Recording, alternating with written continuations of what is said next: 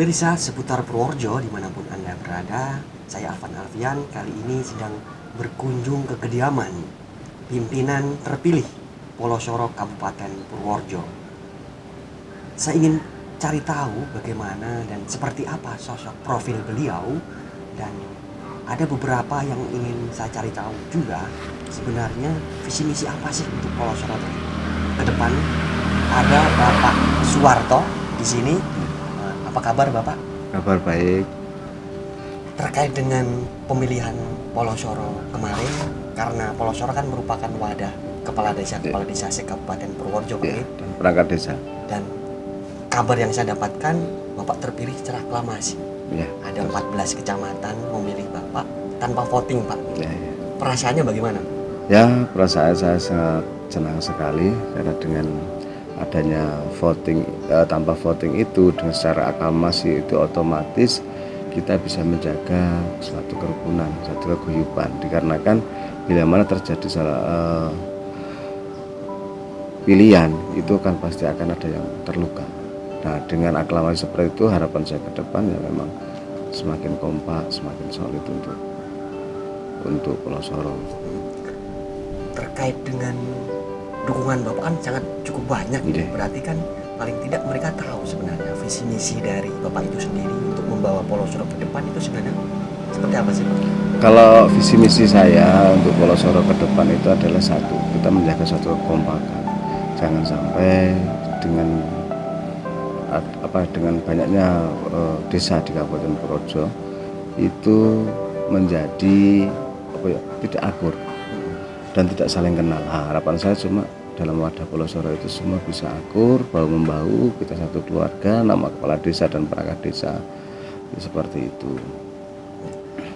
Yang menarik dari Pak Suwarto itu sendiri kan beliau menjadi kepala desa kan sudah cukup lama, bahkan masih dalam tataran muda. Dulu menjadi kepala desa pada umur berapa sih? Saya umur kepala desa pertama kali sekitar 27 ya 28 tahun usia seperti itu, pertama kali menjabat kepala desa. Dan ini udah berapa periode? Sekarang kedua periode. Dua periode sebagai kepala desa Jatimalang. Iya, sebagai kepala desa Jatimalang. Ada tidak kesulitan pada saat memimpin desa Jatimalang, karena kan Bapak dulu cukup muda ya, sudah dipercaya oleh masyarakat Jatimalang untuk istilahnya mengolah sebagai bapak desa juga. Kira-kira pernah ada kesulitan? Ya, kalau kesulitan di dalam masyarakat itu wajar ya. Jangankan kita dalam suatu masyarakat yang luas, sedangkan kita dalam suatu keluarga aja itu pasti banyak sekali permasalahan. Apalagi masalah-masalah untuk di desa itu mungkin ya wajar. Semua kepala desa pasti mengalami permasalahan. Ada senangnya, ada susahnya. Tapi itulah nikmatnya dari suatu pemimpin, karena setiap ada permasalahan kita bisa menyelesaikan. Itu adalah suatu yang tidak bisa dinilai dengan apa-apa.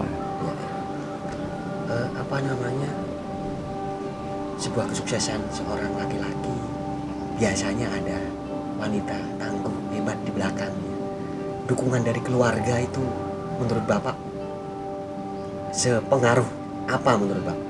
Kalau dukungan dari keluarga itu sangat luar biasa. Pertama itu adalah istri. Istri itu memang sangat mendukung dari seseorang kesuksesan itu tidak lepas dari dukungan dan doa dari seorang istri. Gitu. Tapi yang paling utama salah adalah orang tua. Karena setiap perjalanan saya selalu minta restu dengan orang tua, terutama ibu saya. Nah, itu untuk yang menjadi fondasi saya. Dan otomatis orang yang sayang dengan ibunya, dia pasti akan sayang dengan istrinya. Seperti itu. Berbicara perjalanan hidup Pak ya, tentu Pak Suwarto itu sendiri kan memiliki background dan bahkan pendidikan gitu. Kami dengar pendidikan Bapak berarti dulu pada saat jadi lurah itu pendidikannya? Saya pendidikan pertama saya itu dulu SLTP, Mas. Oh, SLTP. SLTP saya pertama kali. Setelah itu saya menjabat menjadi kepala desa. Saya mengikuti kejar paket waktu itu untuk jenjang selanjutnya seperti itu. Jadi ya kita jangan melihat dari seorang pendidikan, dari pendidikan yang penting kita berusaha pasti bisa bisa mencapai suatu cita-cita. Persepsi bahwa pendidikan yang rendah itu bukan tolak ukur keberhasilan, itu berarti Bapak percaya ya? Saya percaya. Karena sudah membuktikan. Jadi pendidikan itu tidak menjadi tolak ukur keberhasilan, sangat percaya. Saya yakin yang penting orang itu kita mau berusaha, dan jangan pernah dengan ada bahasa kita mencari kesempatan. Jangan pernah ada bahasa kita mencari kesempatan. Yang paling inti adalah kita membuat kesempatan. Karena kalau mencari kesempatan kita akan berebut, tapi kalau kita membuat kesempatan, otomatis peluangnya kita untuk maju lebih banyak. Membuat peluang bukan mencari kesempatan. Iya, membuat peluang. Jadi membuat kesempatan. Membuat kesempatan atau membuat peluang. Jangan mencari peluang atau mencari kesempatan. Nah, kalau kesibukan Bapak sendiri itu di luar atau sebelum menjadi pimpinan Polosoro itu apa saja sih? Kalau kesibukan saya hanya ya di rumah seperti biasa, kerja untuk beternak, terus usaha-usaha di penyewaan alat berat. Oh gitu ya.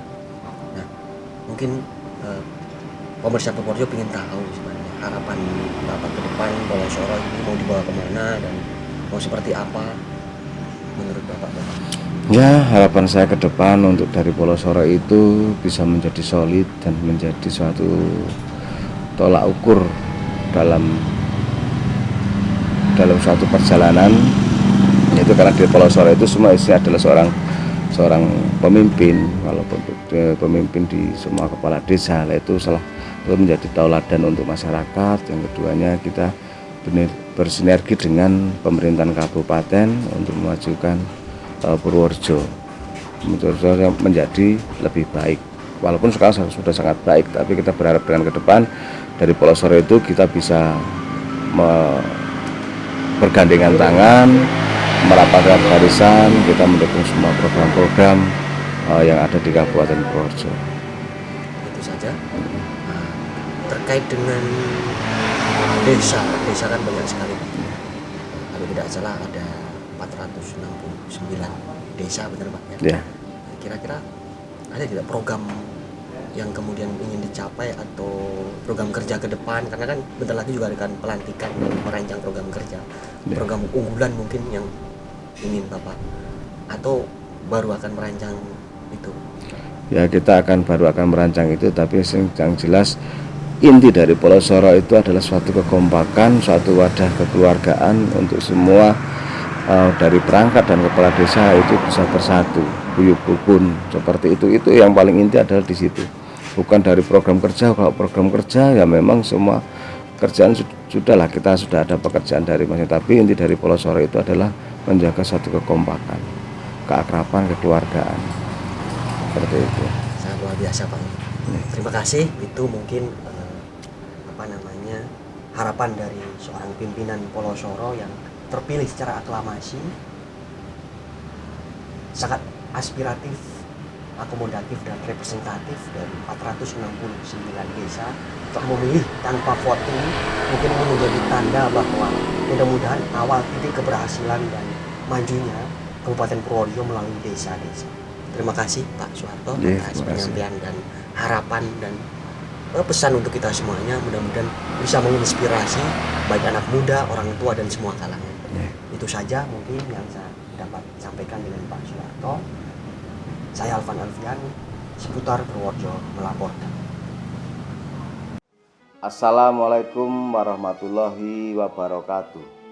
Kepada seluruh masyarakat Kabupaten Purworejo khususnya dan masyarakat luas pada umumnya, saya Soeharto, Ketua Polosoro Kabupaten Purworejo periode 2020 sampai 2023 mengucapkan Selamat Hari Raya Idul Adha 1441 Hijriah.